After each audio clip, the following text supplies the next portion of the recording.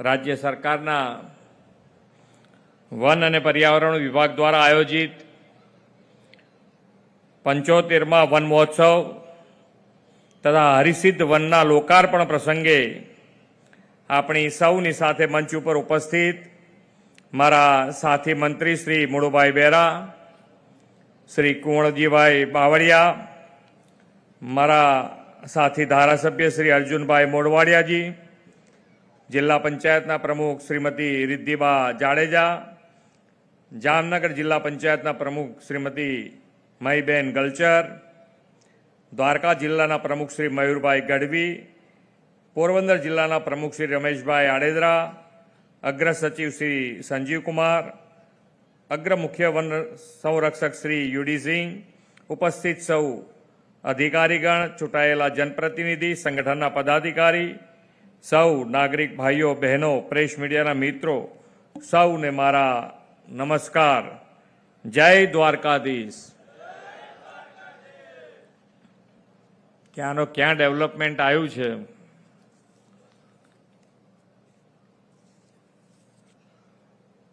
અહીંયા કોઈને મગજમાં આવે છે કે આટલું સરસ સુંદર વન અહીંયા ઊભું થાય એવું લાગે? કોઈ કલ્પના કોઈએ કરી હતી મગજમાં? માન્ય નરેન્દ્રભાઈ, આ વન મહોત્સવ અને વન મહોત્સવ દરેક જિલ્લામાં થાય અને આ 23મું છે. આ 23મું વન છે. આ 23મું વન અને કયા સ્થળે ક્યાં છે આપણને એમ લાગે કે ભાઈ ના, ખરેખર જે વિચાર, એમની દ્રષ્ટિ આપણને એમને દાદ માગી લે, આપણને ગૌરવ થાય કે આજે અહીંયા આજુબાજુ જે ગામો હશે એ બધાને માટે પણ એક પેડ માં કે નામ અને એના માટેનું પણ અહીંયા વન ઊભું થઈ રહ્યું છે. અને કદાચ આ પ્રોગ્રામ પછી બધા સાથે અહીંયા એક ઝાડ, જેટલા અહીંયા આગળ હાજર હશે નજીકના ગામના, એ બધા અહીંયા એક ઝાડ લગાડવાના છે. એટલે અહીંયા કેટલું મોટું વન ઊભું થશે.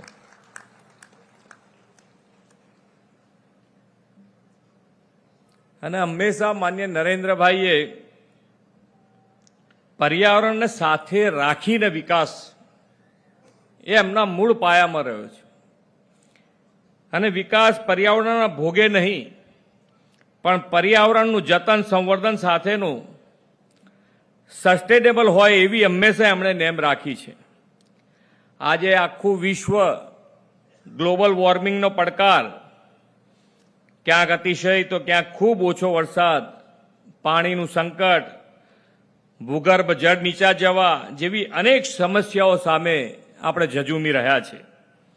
આદરણીય શ્રી નરેન્દ્રભાઈ એવા વિઝનરી લીડર છે કે સમસ્યા આવે તે પહેલા સમસ્યાના ઉપાયો એમણે શોધ્યા છે.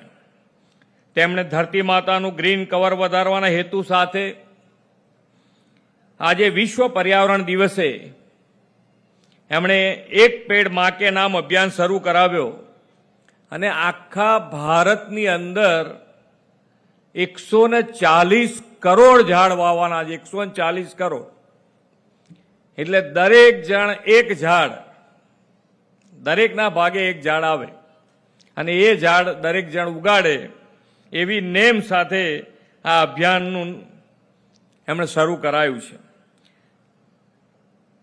દરેક વ્યક્તિ પોતાના માતાના નામે એક વૃક્ષ વાવીને આપણા સૌની માતા એવી ધરતી માતાને હરિયાળી બનાવે એવું આહવાન એમણે કર્યું છે. વડાપ્રધાનશ્રીએ દરેક આહવાનને ઝીલીને ગુજરાતે તેમાં અગ્રેસર રહેવાની હર હંમેશા નેમ રાખી છે.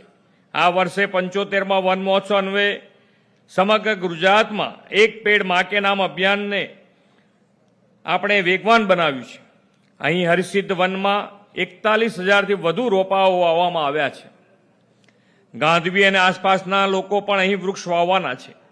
આવનાર માર્ચ મહિના સુધીમાં 17 કરોડ વૃક્ષો આખા રાજ્યમાં આપણે પણ લગાવવાના છીએ. અને એક પેડ માં કે નામ અભિયાન અંતર્ગત આ વન મહોત્સવમાં વન વિભાગ લોક સહકારથી 5,000 જેટલા માતૃવન એક પેડ માં કે નામ નિર્માણ કરવાના છે. આપણે તો બાળકોમાં પણ વૃક્ષ ઉછેરે અને જતન ના સંસ્કારનું સિંચન થાય તે માટે 53,000 હમણાં 2 દિવસ પહેલા જ આંગણવાડીઓમાં 3.25 લાખ વૃક્ષો એક પેડ માં કે નામ અભિયાન અંતર્ગત આપણે લગાડાયા છે.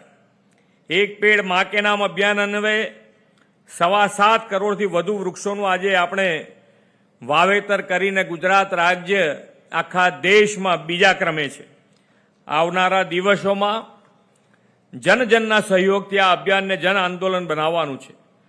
વધુ વૃક્ષો વાવીને વધુ વરસાદ લાવવાની અને પર્યાવરણ સંરક્ષણની દિશા આપવામાં ગુજરાત દેશમાં અગ્રેસર છે. વન મહોત્સવને આદરણીય શ્રી નરેન્દ્રભાઈ એક નવું સ્વરૂપ આપ્યું અને દર વર્ષે અલગ અલગ સ્થળે વન મહોત્સવ ઉજવવાની પ્રણાલી શરૂ થઈ. માત્ર રોપાના વાવેતર નહીં, વૃક્ષ ઉછરે માટેનો સામાજિક સંવાદનો ભાવ તેમણે ઉજાગર કર્યો. સાથે સાથે રાજ્યભરમાં સાંસ્કૃતિક વનોના નિર્માણને વડાપ્રધાનશ્રીએ પ્રોત્સાહન આપ્યું અને 2004થી આજ દિન સુધી આજે 23મો આપણે વન મહોત્સવ ઉજવ્યો અને આ વન મહોત્સવ હર્ષિત માતાના ચરણોમાં આજે અહીંયા આગળ અમને દર્શન કર્યા. અમને પણ આ લાભ મળ્યો અને માતાજીના દર્શન કરવા મળ્યા. હું મારી જાતને ધન્યતા અનુભવું છું. દ્વારકાના આંગણે આ બીજું વન મહોત્સવ છે. એક દ્વારકાના નાગેશ્વર જ્યોતિર્લિંગ મહાદેવ પાસે નાગેશ્વર વનની ભેટ આપણે આપી હતી અને આજે આ બીજું વન છે. વડાપ્રધાનશ્રીના દિશા દર્શનમાં સાંસ્કૃતિક વનોની સાથે ધાર્મિક આસ્થાના 30 સ્થળો પણ આપણે જોડ્યા. એટલે તીર્થ દર્શન ભક્તિ સાથે પ્રાકૃતિક પ્રેમ પણ આપણે મહત્વ આપ્યું છે. સોમનાથ મહાદેવમાં હરિહર વન અને દ્વારકામાં નાગેશ્વર વન સાથે હવે હરસિદ્ધ વન તથા નજીકમાં સુદામા નગરી, મહાત્મા ગાંધીની જન્મભૂમિ અને પોરબંદર એમ એક સાથે ધાર્મિક અને પ્રવાસન સર્કિટ અહીં આવનાર લોકોને મળશે. વડાપ્રધાનશ્રીના આગવા વિઝનના પરિણામે આજે ગુજરાત પર્યાવરણ સાથે સમન્વય સાધીને વિકાસ કરવામાં દિશાદર્શક બન્યું છે. આવનારી પેઢીનું ભાવિ સ્વચ્છ, સમૃદ્ધ અને સુખી રાખવું હોય તો પર્યાવરણ સંતુલન, ગ્રીન ગ્રોથ સાથેનો વિકાસ એક જ માત્ર ઉપાય છે. સ્વચ્છ પર્યાવરણ અને પ્રાણવાયુની ભેટ આપવાના હેતુથી નમો વડ વન અભિયાન પણ ચાલી રહ્યું છે. સદભાવના વૃદ્ધાશ્રમ સાથે મળીને દ્વારકા સોમનાથ કોસ્ટલ હાઈવેની બંને બાજુ 40,000 રોપાનું વાવેતર કરવાનું આયોજન કર્યું છે. દેશની આઝાદીનો અમૃતકાળ ચાલી રહ્યો છે. એમાં પર્યાવરણ જતન અને સંવર્ધનની આપણી પૌરાણિક સંસ્કૃતિને ઉજાગર કરતો આપણો આ 75મો વન મહોત્સવ અમૃત વન મહોત્સવ બનશે. હવે 15મી ઓગસ્ટ આવી રહી છે અને 15મી ઓગસ્ટે આપણે રાષ્ટ્રપ્રેમ અને રાષ્ટ્રપ્રેમ માટે આપણા દિલમાં રાષ્ટ્રભાવના વધુ ને વધુ મજબૂત થાય એ હેતુસર માનનીય વડાપ્રધાનશ્રીએ હર ઘર તિરંગા, દરેક જણ પોતપોતાના ઘરે એક તિરંગો લગાવે એના માટેનું આહવાન કર્યું છે.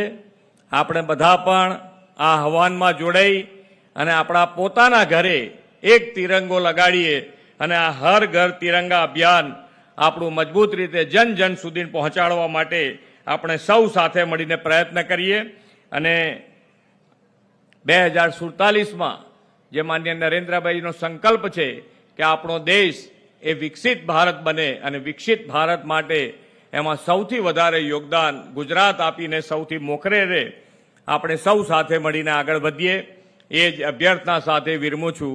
ભારત માતા કી જય. વંદે માતરમ. જય જય ગરવી ગુજરાત.